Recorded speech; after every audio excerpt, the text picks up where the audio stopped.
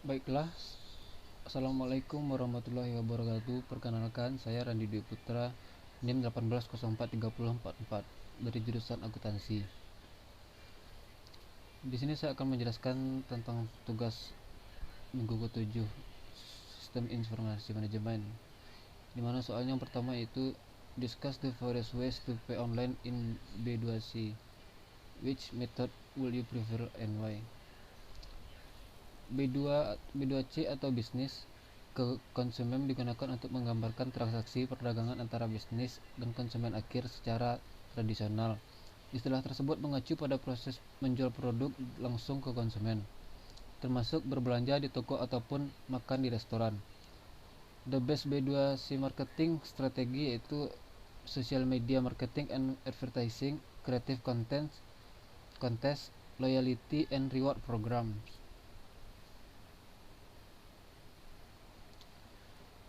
Yang kedua, discuss the major limitation of e-commerce, which these limitations are likely disappear and why. E-commerce memiliki beberapa batasan yang membatasi pertumbuhan dan penerimaannya di dalam dunia bisnis. Dalam aspek teknologi salah satunya. Salah satu keterbatasannya adalah tidak adanya standar keamanan yang diterima secara universal. Selain itu, banyak negara kurang berkembang memiliki bandwidth yang tidak mencukupi yang menyebabkan akses ke web menjadi mahal. Discuss the reason for have multiple isi business model. Karena dunia bisnis telah menjadi global, maka bisnis perlu beradaptasi dengan konsep globalisasi. Memiliki beberapa model bisnis e-commerce memungkinkan konsumen untuk menjual produk dan memproses pertukaran menjadi sederhana yang dapat menciptakan kesuksesan bagi perusahaan-perusahaan ini dan membuat konsumen tetap puas. B2B, Business to Business E-commerce. Model B2B ini berfokus pada penyediaan produk dari satu bisnis ke bisnis yang lainnya. B2C, Business to Consumer E-commerce. Sektor B2C adalah apa yang kebanyakan orang pikirkan ketika mereka membayangkan bisnis e-commerce. Biasanya orang berpikiran ketika mereka membayangkan bisnis e-commerce, biasanya penjualan e-commerce B2C adalah model retail tradisional di mana bisnis ini menjual kepada individu, tetap dijual secara online dan bukan di toko fisik. C2C e-commerce terlepas dari kesuksesan platform seperti eBay, Craigslist, dan banyak situs lelang lainnya telah dibuka dan ditutup dengan cepat karena model yang tidak berkelanjutan. Yang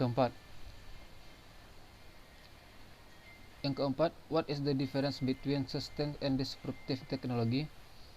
Merupakan suatu inovasi yang membantu menciptakan pasar baru dan mengganggu atau merusak pasar yang sudah ada. Inovasi disrupsi merupakan inovasi yang membantu menciptakan pasar baru dan mengganggu atau merusak pasar yang sudah ada. Inovasi berkelanjutan, yaitu dengan meningkatkan produk yang sudah ada, yaitu tidak menciptakan pasar baru, akan tetapi mengembangkan pasar yang sudah ada dan dengan nilai yang baik. Yang kelima, what is difference between e-business and e-commerce? E-business dapat diartikan sebagai kegiatan berbisnis di internet yang tidak saja meliputi pembelian, penjualan, dan jasa, tetapi juga meliputi pelayanan dan pelanggan. Sedangkan e-commerce merupakan transaksi bisnis yang berupa pembelian dan penjualan barang serta jasa di internet. E-business memiliki jangkauan yang lebih luas dibandingkan e-commerce. E-business meliputi modal, SDM, segala proses pemasaran produk, hingga jasa dan risiko yang muncul di dalamnya. E-commerce menjalankan tugasnya sebagai transaksi jual beli secara online saja, sedangkan e-business lebih ke edukasi dan juga menjaga pelanggan agar lebih paham tentang manfaat dari sebuah produk maupun jasa yang dapat diberikan secara online. Yang keenam yaitu what the benefit and challenge associated with e-business. E-business antara lain meliputi memperluas jangkauan global, membuka pasar baru, mengurangi biaya, meningkatkan operasi dan meningkatkan efektivitas. Tantangan bisnis elektronik meliputi yang pertama yaitu mengidentifikasi segmen pasar terbatas, mengelola kepercayaan dengan konsumen, dan mematuhi perpajakan. Kasus digital disruptor pada buku Loudon halaman 422 dari 660 halaman. Analisis Uber using the competitive force and value chain model. What is competitive advantage? Keunggulan kompetitif Uber adalah memiliki kepemimpinan biaya yang lebih rendah, yang berarti Uber memiliki biaya yang lebih rendah daripada taksi biasanya. Uber memiliki diferensiasi produk karena Uber menjadikan platform berbasis smartphone. Tidak seperti taksi yang memungkinkan masyarakat yang menginginkannya layanan untuk menemukan penyediaan yang dapat memenuhi kebutuhan tersebut. Yang kedua, what is the relationship between information technology and Uber business model? Explain your answer. Model bisnis Uber difokuskan pada pengambilan keputusan, penafsiran informasi, ketika TI berfokus pada peningkatan arus informasi, dan menyatukan area fungsional yang berbeda untuk meningkatkan kinerja, produktivitas, dan efisiensi. Strategi bisnis Uber selaras dengan tindakan yang sama. Perusahaan mengumpulkan data melalui aplikasi, menafsirkan informasi, dan menyediakan layanan yang lebih efisiensi daripada layanan standar. How disruptive is Uber?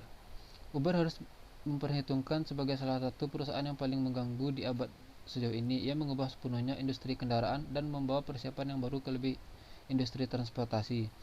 Uber menggunakan pasar dan menyediakan platform berbasis digital dengan harga yang lebih murah, berkendara lebih cepat, serta secara otomatis mendominasi industri kabin. Is Uber a valuable business? Explain your answer.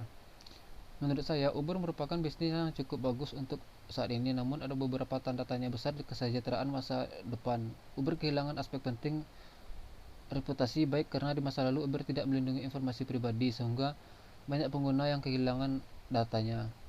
Saat ini semakin banyak orang yang berfokus pada untuk menjadi ramah lingkungan, dan Uber membuat mereka mempersiapkan sesuatu untuk itu, karena semakin banyak yang membeli alternatif menggunakan mobil untuk mengurangi jejak mereka. Sekian dari saya. Wassalamualaikum warahmatullahi wabarakatuh.